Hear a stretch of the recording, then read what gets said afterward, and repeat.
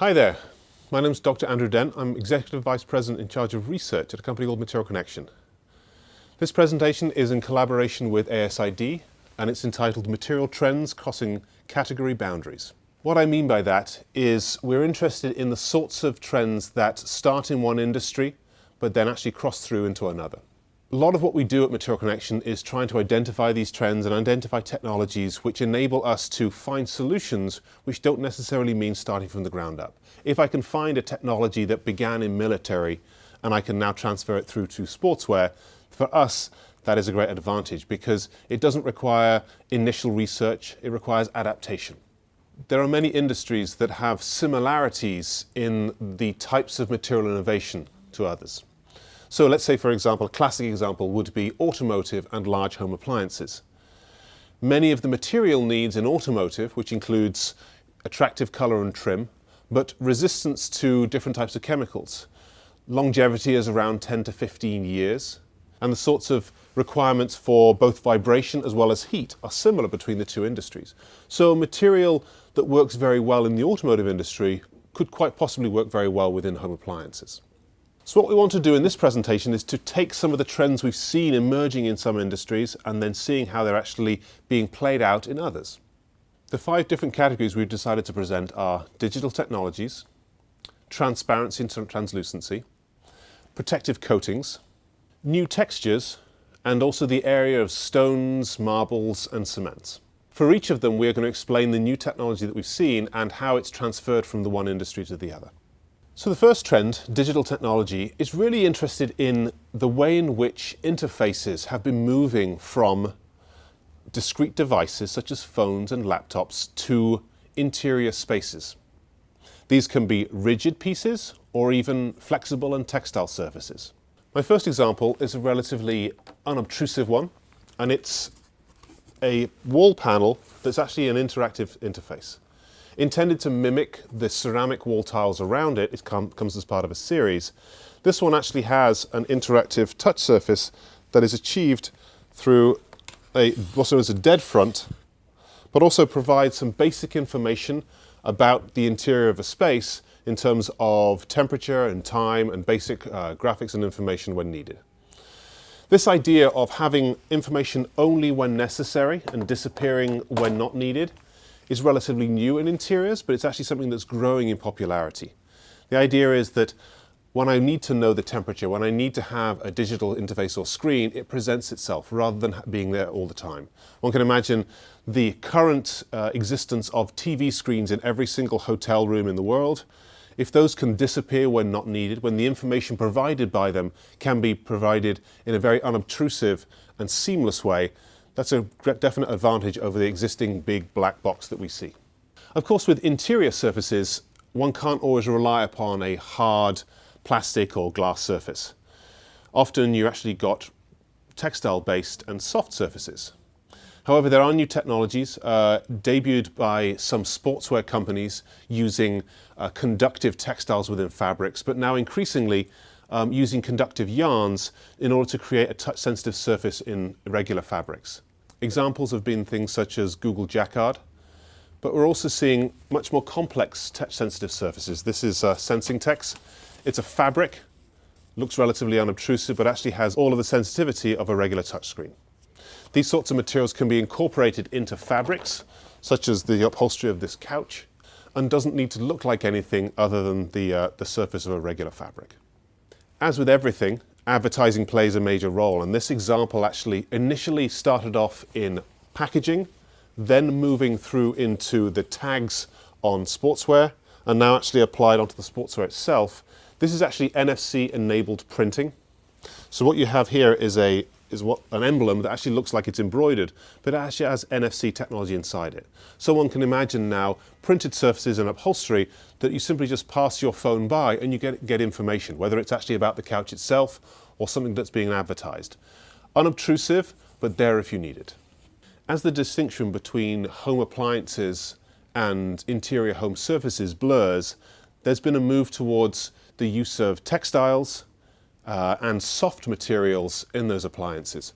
How do we move away from a very sterile stainless steel surface, something which is a little bit more redolent of our interior surfaces? How do we move from the kitchen into the living room in those types of materials.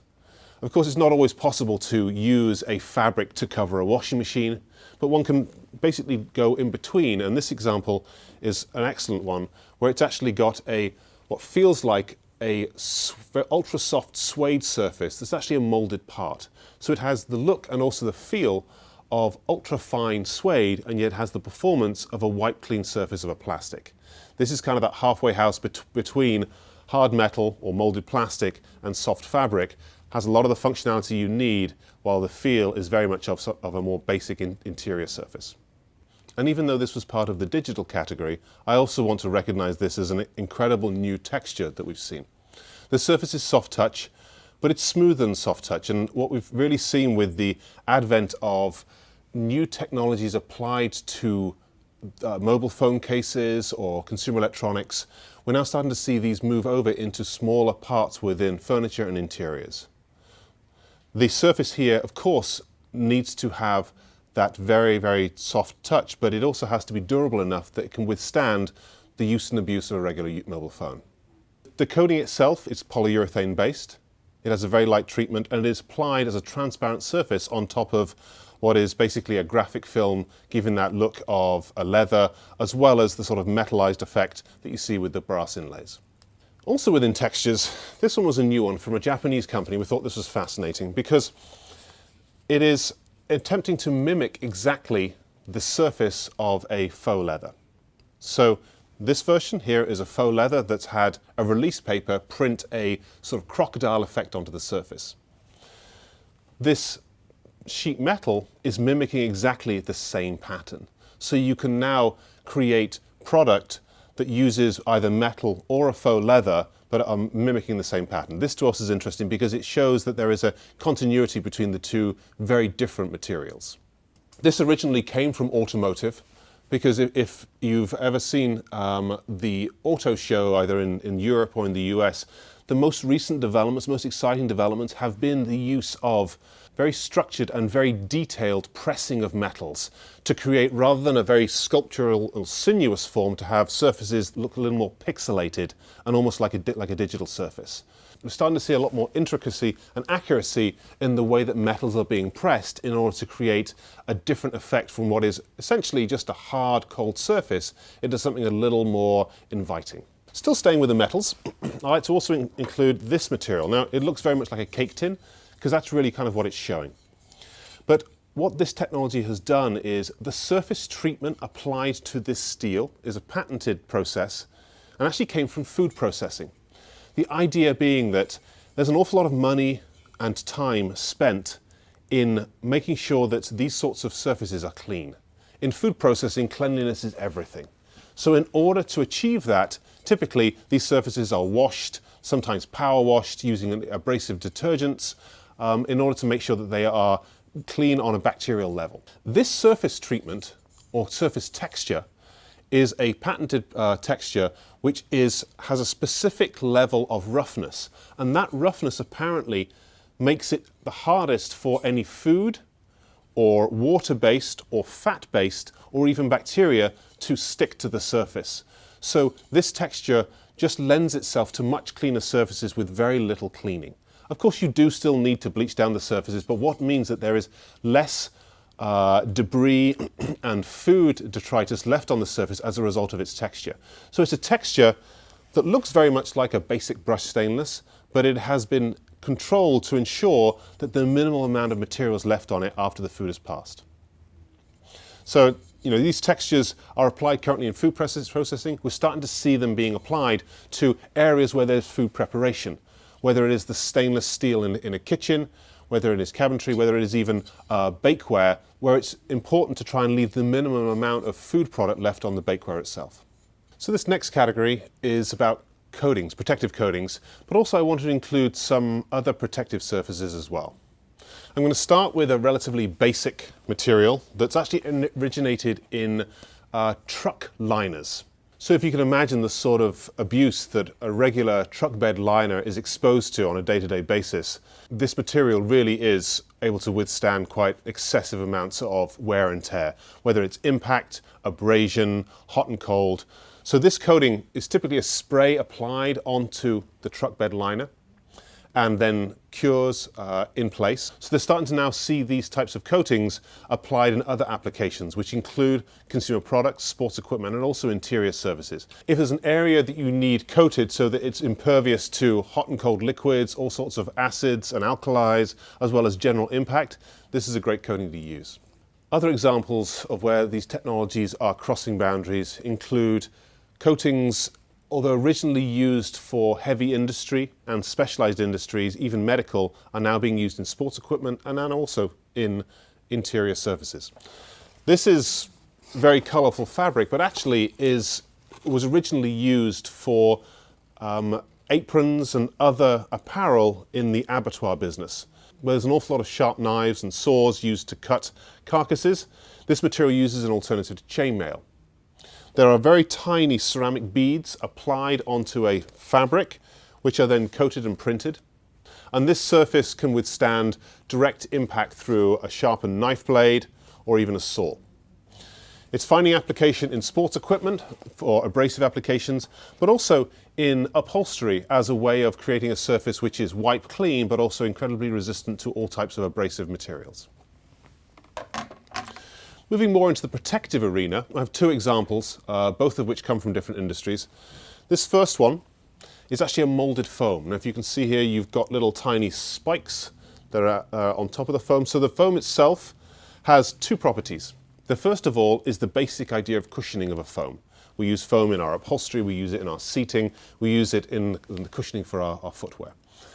In this example, however, they're using that basic property of cushioning, but adding in what they claim to be a biomimetic property, which is for these spikes to move with respect to each other. So, as the impact comes down against the surface, not only are the little spikes also deforming, but then also the ability of the individual spikes to move and almost shear with respect to another allows an additional third level of cushioning. So you're having three different forms of cushioning in order to create a surface which is able to adapt to the type of impact and the amount of force. It's used in different applications. It has been used by the military. It's now moving more into cushioning for sports equipment and also upholstery within the interior. I have two examples in the category of translucency and transparency, and both are on the same theme. Coming from industries where laser light is being used, these technologies are a way of dispersing the light so it gives a much more even and uniform glow. My first example comes from the company Corning. It's an attempt to try and update the idea of fiber optics, but into an application where the optics themselves are the things that emit light rather than simply transmit it. Typically fiber optics, the idea is that you want the light to pass directly through, none of it to emit from the outside, because all the information in the light basically needs to pass from one end to the other. You lose any of that information, you're losing data. This example, however, uses the same type of fiber optic, but intentionally allows the light to emit from all surfaces of that fiber. So whether it's right at the beginning where the light is the most intense, or whether it's at the end of the fiber where perhaps there's a loss of energy, the glow is the same. So in this example, you can see here, you have a light color, green in this effect, so that the amount of glow is equal from one end to the other. This is great in applications where you want a uniform glow. So examples include consumer products, but also interiors. The idea here is that you can use a laser light, but LED lights can be used as well. The innovation is in the coating of the fiber optic. It's a polymer coating that not only draws the light from the fiber optic itself, but makes sure that no matter where along the length of it, it's only drawing the correct amount of intensity, so you get equal amount of glow the entire length. My second example is the use of pigments added into transparent materials. In this example, we have an ostensibly transparent material when unlit, but when an LED light is applied, you can see that it has also a uniform glow throughout its length. That is done through pigments added into the transparent plastic. The pigments themselves do not have any color, but they interfere or interact with the LED light so that you do get that uniform glow. Again, it's that incorporation of an additional additive in order to create that, because traditionally this type of light pipe was intended to pass light all the way to the end, almost to light the end of the material. And you do get a little bit of that at the end, you can see there. The innovation here really is the incorporation of the additives in order to get them to emit or reflect the LED light as it passes through the tube. Started off in laser light. This is now being used in interiors, but the idea is that we are now expecting our materials to glow from LED lighting, because LED doesn't have the same sort of heat intensity that traditional lighting has, so we can incorporate them much closer to the materials that we want to glow, and also even to the extent we can add them into the materials. So if you're going to have an LED light that glows, what you want to avoid is a pinpoint of light. So in this example, one can recess the light itself and then have the rest of the material glow in a much more uniform manner, much more attractive than points of light themselves. The fifth and final category of our presentation, Material Trends Crossing Category Boundaries, is the area of stone and cement. These materials have long been relegated to the area of large format, rigid slabs and pieces. One thinks of stone and cement and one thinks of large, bulky objects. Now, what we've seen in the most recent Milan Furniture Fair was a trend towards the use of cement and stone in much more sculptural and much more intricate and almost moulded pieces. The use of cement was a great example of this. We saw 5, 6 different great sculptural pieces with examples, things such as door handles, of lighting fixtures, of things typically you wouldn't have expected to be made out of cement. But we're starting to see those manufactured not only of cement, but of cement that has unique and subtle colouring. This sort of new sculptural form is achieved through a combination of cement plus different binders. Fixcrete is an example of this, and we've seen, in this case, it's a relatively sculptural form, but we've also seen bowls even manufactured out of this material that have walls that are thin enough that suggest they are a fired ceramic rather than a cement. So these advances in the way that binders are being used to give the cement the same sort of feel and look, yet with very much tougher properties, is enabling this trend towards the use of cement, was originally an industrial material, now towards tabletop. Also in this category are the use of stones such as slate and limestone, but incorporated onto a paper backing. We've seen ultra-thin stone sliced on rigid backing. This form, however, is the next generation and is looking at real stone surfaces, in this case slate, with a paper backing that has a flexibility like it's a piece of paper. It's achieved by a combination of excellent binders holding the material together and then very, very thin slitting of the material, or simply just combining of slate particles with this binder in order to create something which is ultra thin but still has the texture and look of a real slate stone. They're used in applications typically on walls, but the advantage is you can actually wrap them around curved surfaces. They do bend, but not to a complete fold. We can see here this is folded okay, but you do get a small amount of cracking on the surface. So if one is to wrap it around a square column, you have to be careful of these edges, because it does hold, but it does hold with a few cracks. But it's amazing though that these surfaces have still the look and feel. This feels cold to the touch. I'm touching real stone here, and yet it has that flexibility that means I can use it in much more varied applications. We've seen this with limestone, with sandstone, with slate. So the area is allowing us to put stone in areas we couldn't previously, applying it onto surfaces such as ceiling tiles, applying it onto wall surfaces, wrapping it around products so that we get that stone look and feel without the weight or the cumbersome problems with application. So thank you for watching. Hope you enjoyed our Material Trends Crossing Category Boundaries. My name is Dr. Andrew Dent, working for Material Connection and in collaboration with ASID.